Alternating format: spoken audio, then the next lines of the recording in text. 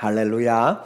오늘도 주의 말씀 앞에 함께 서게 되어 여러분 모두 주의 이름으로 사랑하고 축복합니다. 하나님 말씀 이사야서 9장 6절입니다. 이는 한 아기가 우리에게 낳았고 한 아들을 우리에게 주신 바 되었는데 그의 어깨에는 정사를 메었고 그의 이름은 기묘자라 모사라 전능하신 하나님이라 영존하시는 아버지라 평강의 왕이라 할 것임이라. 아멘. 오늘은 삶의 변화 11번째로 하나님의 구원이라는 주제로 말씀을 같이 나누도록 하겠습니다.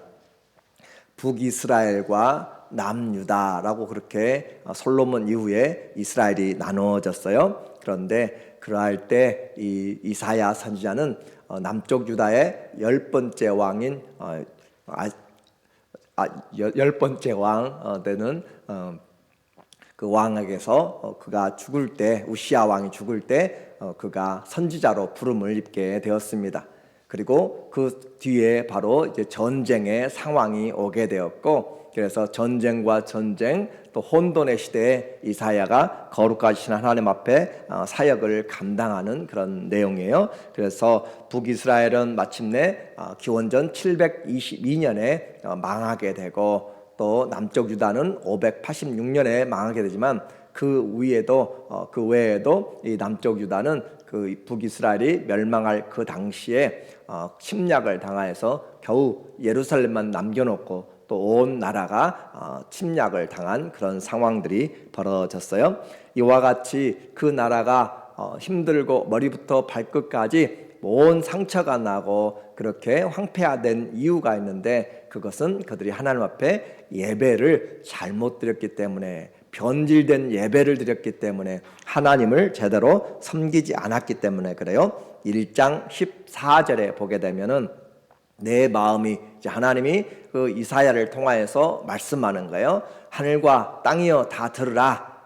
이 나귀들도 소도 자기의 임자를 주인을 알고 구유의 그 임자를 알고 다 아는데 너희는 나를 주인을 알아보지 못한다라고 하면서 하나님이 천지를 배심원으로 또 삼고 하나님이 재판하시는 거죠. 그러면서 그들이 왜 이와 같은 어려움을 당하였는가? 14절에 보니까 내 마음이 너희의 월삭과 정한 절기를 싫어하나니, 월삭은 첫날에 매월 첫날이죠. 정한 절기를 싫어하나니 그것이 내게 무거운 짐이라 내가 지기에 곤비하였느니라. 너희가 손을 펼 때 내가 내 눈을 너희에게서 가리고 너희가 많이 기도할지라도 내가 듣지 아니하리니 이는 너희 손에 피가 가득함이라. 손에 피가 가득했다라고 하는 것은 죄가 가득 찼다라고 하는 것이죠. 와서 월삭, 안식일, 대회로 성회로 모여서 그렇게 예배는 드리는데 손이 더럽다. 가서 발로 행하는 것들이 죄악이 그대로 남아있다라고 하는 거죠. 그래서 삶이 따르지 않는 그런 예배 행위는 그들에게 아무런 능력이 없습니다.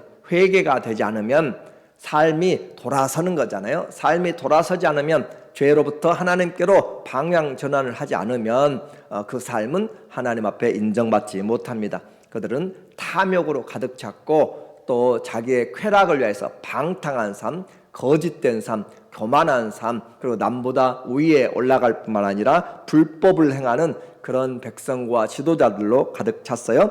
열매가 없습니다. 5장 7절에 하나님이 찾으시는 열매가 없어요. 무릇 만군의 여호와의 포도원은 이스라엘의 족속이요 그가 기뻐하는 나무는 유다 사람이라. 이 말은 하나님이 이사야를 통하여서 지금 이사야가 노래를 불러요. 사람들을 불러 모아놓고 떠돌이 노래꾼처럼 불러서 이야기합니다. 내가 사랑하는 자의 포도원을 이야기하리라 하면서 사람들을 불러서 노래하는데, 그 사람들에게 내 친구가, 내 사랑하는 자가 정말 기름진 산에 포도원을 잘 가꾸고 돌들을 다 제하고 극상품 포도를 심고 망대를 세우고 거름을 주고 울타리를 다 해서 최선을 다해서 가꿨는데 좋은 포도 맺기를 바랬는데 들포도를 맺으면 무슨 뜻인가 라고 하면서 노래를 하기 시작해요. 그런데 그 열매, 그 포도원은 무엇이고 극상품 열매는 무엇인가 보니까 7절에 말하기를 만군의 여호와의 포도원은 이스라엘 족속이고 그 기뻐하는 나무는 유다 사람인데, 하나님의 포도원이 지금 이스라엘인데 그곳에서 이 유다 사람들이 맺어야 될 극상품의 포도 열매가 없다라는 거죠. 그들에게 정의를 바라셨더니 그들에게 정의를 바랬어요. 미시파트를 바랬는데 도리어 포학이라 미시파크예요. 그러니까 이 이사야가 단어를, 어휘를 통하여서 그들에게 지금 도전을 하고 있는 것이에요. 비슷한데 틀려요. 그래서 미시파트라고 하는 정의인데 그들은 미시파크라고 하는 것으로 잘못, 껍질은 같아요. 겉모양 같은데 속이 틀리다 이 말이에요. 그래서 그들에게 공의, 하나님이 공의, 차닥화를 바라셨는데 도리어 그들이 나타낸 것은, 백성들은 부르짖음, 최악화였다. 그러니까 겉모습은 비슷한데 짝퉁이란 말이죠. 열매가 없어요. 그러므로 하나님이 찾으시는 공의와 또 그 사람들에게 바라셨던 정의들이 없이 서로 죽이고 또 포악한 그런 일들만 남아났고, 백성들에게서 들려오는 소리는 울부짖는 그런 소리들 뿐이었다라고 하는 거죠. 그래도 이 남쪽의 유다는 그 다윗의 뿌리로 내려가고 있기 때문에 좀 나을까 했는데 그들도 우상을 떠나지 아니하고 하나님의 성전까지 회파시키는 그런 일들을 하고 있었다라는 거죠. 이제 다른 방법이 없습니다. 그와 같은 자들에게는 그렇게 회개하지 않고 지속적으로 나가면은 심판이 있을 뿐인 거죠. 그래서 그들을 심판을 선포하면서 전쟁이 다가온 것이에요. 남쪽에 그 유다를 치기 위해서 북쪽에 북이스라엘과 그 위에 있는 시리아 아람군이 연합하여서 남쪽을 쳐들어오는 그런 위기가 아하스 왕 때, 그 우시아의 손자 아하스 왕 때 일어나게 되었습니다. 그럴 때 하나님께서는 그들에게 이사야를 통해서 두려워하지 말라, 오히려 소망을 주면서 처녀의 잉태를 이야기해요. 그래서 오늘 우리에게 말씀하는 바, 주님이 빛으로 오신 이제 메시아를 말합니다. 이사야서 9장 1절에 보게 되면, 오늘 우리가 보는 이사야서 9장에 보면 하나님께서 말씀하시는 그 메시아, 보라 처녀가 잉태하여 아들을 낳을 것이요 그 이름이 임마누엘이라 하리라는 7장 14절의 말씀을 지나고 나서 이제 그 9장에서 하나님의 메시아가 오게 되면 이루어질 일들을 설명해요. 전에 고통받던 자들에게는 흑암이 없으리로다. 옛적에는 여호와께서 스불론 땅과 납달리 땅이 멸시를 당하게 하셨더니 후에는 해변길과 요단 저편 이방의 갈릴리를 영화롭게 하셨느니라. 고통받던 사람들, 흑암 가운데 있던 사람들, 그것은 바로 이방 갈릴리는 큰 나라들이 움직여 나가는 그런 주변에 그 길에 있었고, 그래서 오고 가면서 항상 전쟁이 있었고, 북이스라엘이 멸망한 다음에 그 갈릴리 지역 스불론과 납달리 그 지역에는 아시리아 왕이 그곳을 사람들을 섞어버린 거죠. 인종을 옮겨가 버리고 또 이방 민족을 거기에 심어 놓았기 때문에 이방 땅이 된 것처럼 그렇게 아픔이 가장 많은 곳이에요. 그곳에 흑암 있는 곳에 하나님이 후에는 영화롭게 하셨다. 이것은 마태복음 4장 15절에 예수님이 말씀을 증거하면서 회개하라 천국이 가까웠느니라 하면서 이 스불론과 납달리 흑암에 가는 갈릴리 그곳에 큰 빛이 비추었도다. 사망의 그늘에 앉은 자들에게 큰 빛이 비추었도다 라고 하시면서 예수님이 이 말씀을 인용하면서 하는 것이죠. 그래서 흑암에 행하던 백성이 큰 빛을 보고 이것은 생명의 빛, 사람들의 빛이라. 요한복음 1장 3절 4절에 나오는 말이죠. 사망의 그늘진 땅에 거주하던 자들에게 빛이 비추었도다. 여기 1장 1절과 2절에서 나타나는 고통과 또 흑암, 또 2절에 나오는 흑암과 또 사망의 그늘진 땅, 그렇게 어둠과 사망 그늘진 땅인데 예수님 오심으로 큰 빛이 임하게 되었다라는 것으로 이제 복음을 선포하기 시작합니다. 이것이 700년 후에 예수님이 이루신 일이에요.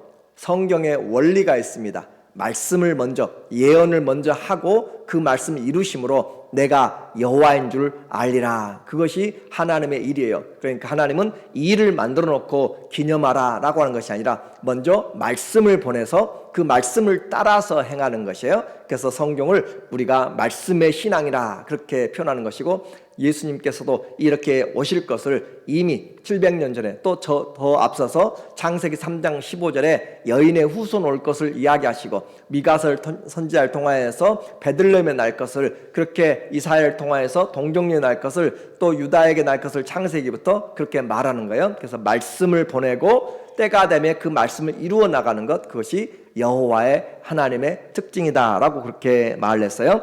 이와 같이 주님이 오시게 되면, 말씀을 성취하게 되면 흑암과 사망과 어둠 가운데 고통에 있는 사람들에게 무엇이 많은가? 빛이 임하고 큰 즐거움이 임하게 됩니다. 3절에 보니까 주께서 이 나라를 창성하게 하시며 이방 땅에 가는 곳마다 두들겨 맞고 동네 북처럼 그렇게 압살당했던 사람들에게 그들을 하나님이 창성케 하시고 그 즐거움을 더하게 하셨으므로 즐거움을 주신다. 그리고 추수하는 즐거움과 탈취물을 나눌 때의 즐거움 같이 그들이 주 앞에서 즐거워하오니. 자, 예수님 믿게 되면 우리에게 다가오는 가장 큰 것이 우리 영혼에 큰 빛을 비춰주심으로, 어둠에서 생명으로 비춰주심으로 우리 가운데 하나님이 찾아오시고 주신 것은 큰 기쁨입니다. 기독교의 큰 기쁨, 이것은 신앙의 특징이에요. 예수님 믿으면서 여전히 죄의 올무에, 여전히 과거의 그런 행적에, 아니면 삶의 장래의 두려움에 있다면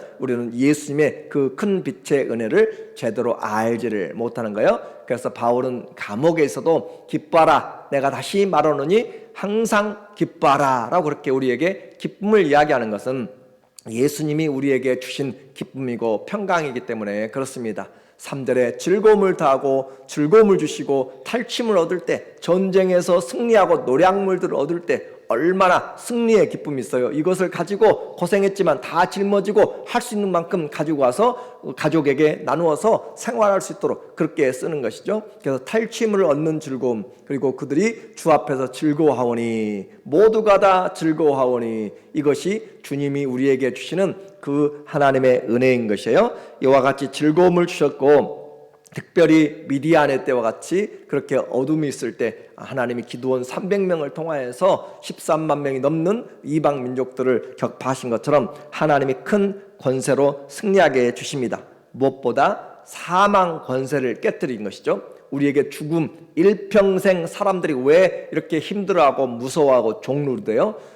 이 사단이 죄로 말미암아 죄의 삭신 사망, 죽음을 가지고 우리에게 몰아치기 때문이에요. 죽음을 가지고 우리를 종노릇하도록 만들기 때문에. 그러나 예수님께서 우리와 똑같은 육체를 입으시고 그 죽음을 정복하심으로 우리에게 죄에서의, 죽음에서의, 사망에서의 자유함을 주신 것이 우리에게 가장 큰 기쁨이요 소망이죠. 히브리서 2장 14절에 보면 자녀들은 혈과 육에 속하였음에, 혈과 육, 우리의 육체, 이 육신을 입었단 말이죠. 예수님도 또한 같은 모양으로 혈과 육체를 함께 지니심은 성육신 하셨어요. 죽음을 통하여 죽음의 세력을 잡은 자 곧 마귀를 멸하시며, 예수님이 왜 이렇게 성육신 하셨는가? 육체의 그 죄들을 피 흘림이 없이는 사함이 없기 때문에. 하나님이 영이시잖아요. 영은 피 흘릴 수가 없고 죽을 수가 없습니다. 그래서 예수님이 육체를 입으셔야만 그 육체에 해당하는 죽음을 경험하고 그 육체의 죽음에서 부활하셔야만 우리의 육신의 죄를 해결할 수 있기 때문에 주님이 오셨다라는 그 말이에요. 그래서 죽음을 통하여 죽음의 세력을 잡은 자 곧 마귀를 멸하시며, 또 죽기를 무서워함으로 한평생 매여 종노릇하는 모든 자들을 놓아주려 하심이라. 일평생 죽음이라고 하는 그 압제, 어느 누구도 죽음 앞에서는 그렇게 제대로 설 수가 없습니다. 무너지는 것이에요. 그러나 그 죽음조차도 예수 그리스도께서 정복하시고, 사망아 너의 쏘는 것이 어디 있느냐, 생명에게 삼킨 바 되었다. 죽음도 이제 부활로, 영원한 부활로 나가는 가장 소중한 하나님의 나라를 바라보는 그런 아름다운 순간으로 주님이 바꿔 놓으신 거예요. 그래서 그리스도 안에서 우리는 자유를 얻었고, 그리스도 안에서 생명을 얻었고, 거짓에서 진리를 얻게 되었습니다. 이것이 하나님이 준비하셨는데 어떤 방법으로 준비했는가? 우리가 아는 것처럼 바로 이 하나님의 구원자를 보내주심으로. 6절에 그분이 누구신가? 6절 보니까 이는 한 아기가 우리에게 낳고, 우리에게 이스라엘에게 낳았단 말이에요. 유대에게 낳았다. 우리에게 낳고 한 아들을 우리에게 주신받았는데 우리가 낳고 싶어 낳은 것이 아니라 하나님이 주셨기 때문에, 그래서 하나님이 주셔서 한 아들을 우리에게 주신받았는데 그의 어깨에는 정사를 메었고, 보통 왕들이 그 키를 가지고 한 것처럼 어깨에 그 열쇠들을 가지고 하는 것처럼 정사를 가졌고 통치권이에요. 그의 이름은 기묘자라 지혜의 왕이라는 것이고, 모사라 모든 권능으로 무장한 용사란 말이에요. 지혜자라, 기묘자라, 모사라, 이것을 영어 성경에서는 원더풀 카운셀러 그렇게 표현해요. 그래서 전능하신 하나님이라. 그 아들인데 그분이 또 다른 이름이 전능하신 하나님이라, 영존하신 아버지라, 평강의 왕이라 할 것임이라. 우리는 이런 내용에 친숙하지 않습니다. 그러나 당시에 계약을 맺거나 또 다른 나라에 어떤 그 문서를 보낼 때 내가 누구인가 정복자로서 지배민들에게 보낼 때 쓰면서 나는 태양의 아들이요, 나는 바다를 가른 누구요 하면서 자기의 별명을 그렇게 써요. 그 왕에 대한 호칭이죠. 그래서 아무도 나와 견줄 수가 없다라고 하는 그런 그 당시의 문화의 내용입니다. 그래서 이사야가 지금 이 사람들에게 편지를 쓰면서 또 말씀을 하면서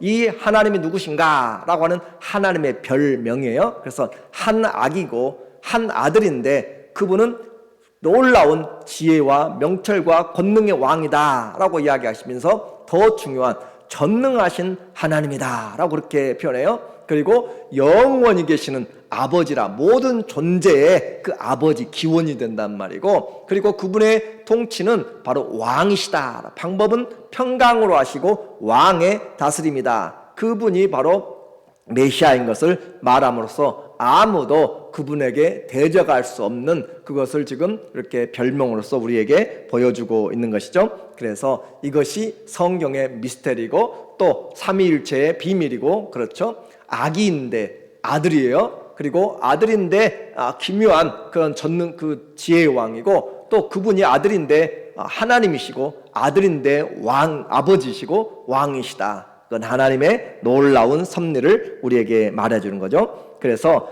이 하나님이 고통받는 자들을 위하여서 주신 가장 귀한 선물은 바로 하나님 자신입니다. 하나님 자신을 우리에게 주신 이 사건이 바로 은혜이고 성육신의 기적으로 나타났어요. 하나님은 자신을 우리에게 주시려고 이 모든 역사를 주관하시며 그분의 섭리 아래서 다스립니다. 그리고 그분의 그 놀라운 계획은 아무도 이 땅에서, 하늘에서 또 천상에서 막을 수가 없어요. 왜냐하면 그분이 하늘과 땅의 모든 권세를 가지신 분이기 때문에. 7절에 보니까 그 정사와 평강의 더함이 무궁하며, 갈수록 그분의 나라는 커지고 확장되고 평화로워요. 그래서 정사와 다스리심이, 평강의 더함이 무궁하며 끝이 없고, 또 다윗의 왕자와 그의 나라에 군림하여 그 나라를 굳게 세우고 지금 이후로 영원히 정의와 공의로 그것을 보존하실 것이라. 정의와 공의는 하나님 나라의 가장 큰 기초가 되는 것이에요. 공평이죠. 정의예요. 그리고 이것을 하나님이 이루시는데 만군의 여호와의 열심히 이를 이루시리라. 여호와 체바오트, 만군의 여호와, 모든 무리의 하나님이죠. 모든 군대의 호스트, 그 주인이 만군의 여호와께서 그분의 열심으로, 그 힘을 가지신 분이 그분의 열심을 내가지고 반드시 이루신다라고 하는 하나님의 구원의 메시지입니다.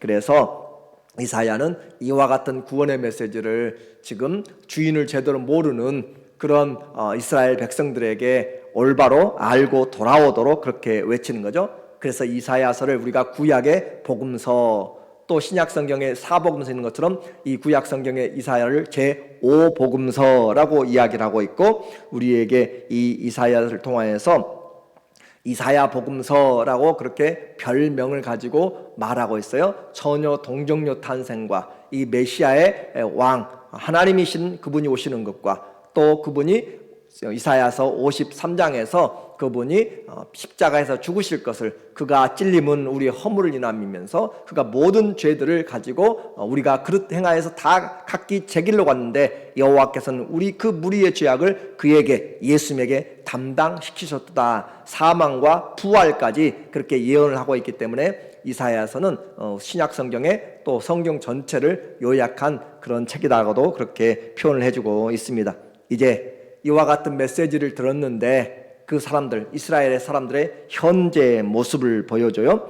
이스라엘은 하나님의 말씀에 대해서 무관심합니다. 그 구원에 대해서 I don't care 라고 그렇게 이야기하고 여전히 그들은 자기들이 원하는 일들을 쫓아가면서, 자, 하나님이 이 문제로 이를 우리에게 허물었으면 우리는 더 다시 그것을 세울 것이다. 지진이 휩쓸고 갔어? 그래, 우리는 돈이 있어, 우리는 능력이 있어, 더 무너지지 않는 성을 세울 거야 라고 그렇게 하는 것처럼 이 사람들은 교만하여서 하나님을 대적하는 거죠. 9장 8절에 주께서 야곱에게 말씀을 보내시며 그것을 이스라엘에게 임하게 하셨은즉, 하나님이 말씀을 보내요. 하나님은 먼저 말씀을 보낸다고 그랬죠. 그리고 그것을 때가 되면 이룬다고 그랬어요. 그렇지만 그들은 모든 백성 곧 에브라임과 사마리아 주민이 알 것이오늘, 그들이 어떻게 해요? 교만하고 완악한 마음으로 말하기를, 우리 하나님이 우리를 쓸어버렸기 때문에 우리는 이제 백향목으로 오히려 짓겠다. 돌담을 다 하나님이 쓸어버렸으면 더 든든한 것을 세우겠다라고 그렇게 하면서 하나님을 향한 그런 반대의 모습이죠. 9장 10절 말합니다. 벽돌이 무너졌으나 우리는 다듬은 돌로 쌓고 뽕나무들이 찍혔으나 우리는 백향목으로 그것을 대신하리라 하는도다. 그러니까 얼마나 어리석은 그런 삶을, 하나님을 지금 전혀 안중에 없는 삶, 자기들을 일을 세우면서 아침부터 저녁까지 열심히 하지만 그 수고가 다 헛되는 삶을 살아가고 있는 모습이죠. 백성을 인도하는 자가 그들을 미혹하니 인도를 받는 자들이 멸망을 당하노다. 인도하는 자나 따라가는 자나 모두가 한꺼번에 같이 죄악을 짊어지게 되어 있습니다. 한 뱃속에서 나온 사람들이 서로 싸우면서 등을 꽂으면서 싸우고 있는 모습, 16절, 21절에 오늘 보니까 므낫세는 에브라임은 므낫세를 먹을 것이요 또 그들이 합하여 유다를 치리라.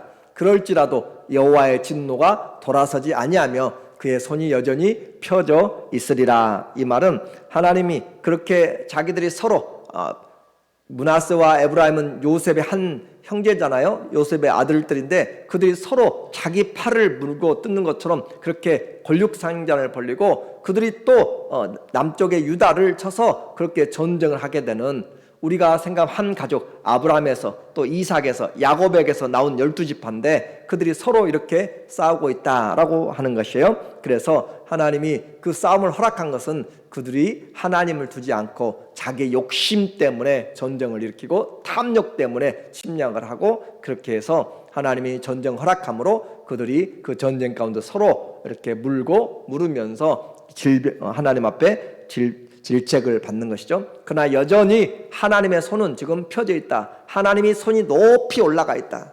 그 심판의 손이에요. 그 손을 하나님이 내리지 않는다라고 할 정도로 되어 있습니다.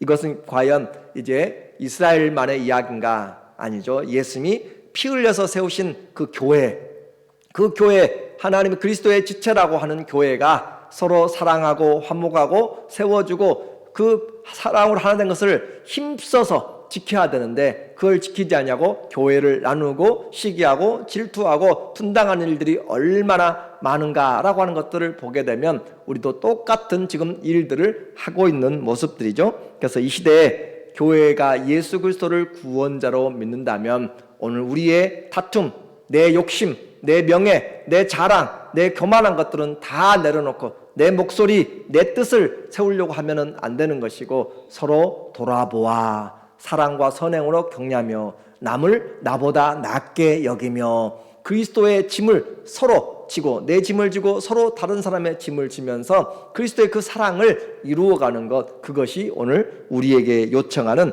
교회에 대한 하나님의 말씀이죠. 마지막 때가 될수록 주님 우리에게 사랑, 새 계명으로 사랑을 주셨습니다. 마지막 때 무엇을 해야 될 것인가? 베드로전서 4장 8절에 보면 7장부터 말하기를 우리에게 너희가 때가 되면 정말로 너희에게 말하노니 근신하여 정신을 차리고 기도하라 라고 그렇게 정말로 기도하라고 이야기하고 8절에 무엇보다도 뜨겁게 사랑할지니 사랑은 허다한 죄를 덮느니라. 사랑하지 않으니까 죄가 덮어지지 않고 미움만 자꾸 늘어나는 것이에요. 그러나 기도하고 이름을 부르면서 사랑하고 기도하면서 그 이름을 불러가면 점점 사랑이 풍성해지고 덮어지게 되는 것이죠. 그래서 우리가 마지막 해야 될 걸 정신 차리고 기도해야 될 것이고 뜨겁게 사랑해야 될 것이고 이 시대에는 마지막 때는 사랑이 식어간다고 그랬잖아요. 사랑이 식어가는데 사랑이 반대로 가는 것이요. 자기를 위한 쾌락의 사랑, 돈을 사랑하기를 하나님보다 더하고 자기를 사랑하기를 하나님보다 더하고 자기가 원하는 사랑들로 그렇게 바꿔져 버린 거죠.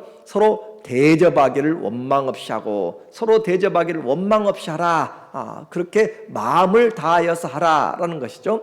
또 각각 은사를 받은 대로 하나님의 여러 가지 은혜를 맡은 선한 청지같이 서로 봉사하라. 자, 종말의 특징 우리는 그리스도가 여기 있다 저기 있다 골방으로 광야로 또 산속으로 들어가서 숨는 것이 아니라 주님이 오실 때까지 우리는 서로 뜨겁게 정신 차려서 기도하고 또 뜨겁게 사랑하고 사람들을 서로 섬기면서 내가 받은 은사로 하나님 앞에서 충성된 그 삶으로 선한 싸움 싸우다가 믿음을 지키다가 달려갈 길을 달리면서 주님께서 오실 때 우리가 주님 앞에 서게 되어 이제 우리에게 부탁한 주의 말씀은 바로 주님을 우리가 믿는가? 그러면 그 주님을 사랑하는 것, 구원을 헛되게 받지 말라는 거죠. 하나님을 우리에게 주신 그 사랑, 하나님 자신이 우리에게 오셔서 죽기까지 사랑한 그 사랑이 우리에게 있으면 이제는 내가 산 것이 아니고 내 안에 그리스도가 사시고 그 사랑으로 살아감으로 사랑은 모든 율법의 완성이 되는 최고의 사랑인 것을 기억하면서 오늘도 그 예수님 때문에 내 삶이 변하는 그런 놀라운 은혜가 있기를 예수님의 이름으로 축원합니다. 아멘. 기도하겠습니다. 하나님 아버지, 죄가 많은 이 시대에도 여전히 하나님은 우리에게 구원의 손길을 말씀으로 펴시며 때가 되므로 주께서 뜻을 이루시니 감사합니다. 항상 주님 앞에 말씀 앞에 겸손하게 하여 주시고 주의 말씀을 내게 이룰 수 있도록 주님 늘 주와 동행하는 우리가 되도록 인도하여 주시옵소서. 무엇보다도 주님 서로 뜨겁게 사랑하게 하시고 힘쓰고 애써서 근신하여서 기도하며 내게 주신 탤런트로 주님 열심히 봉사하며 섬기는 가운데 주님의 영광의 은혜를 입도록 도와주시옵소서. 예수님의 이름으로 감사하며 기도합니다. 아멘.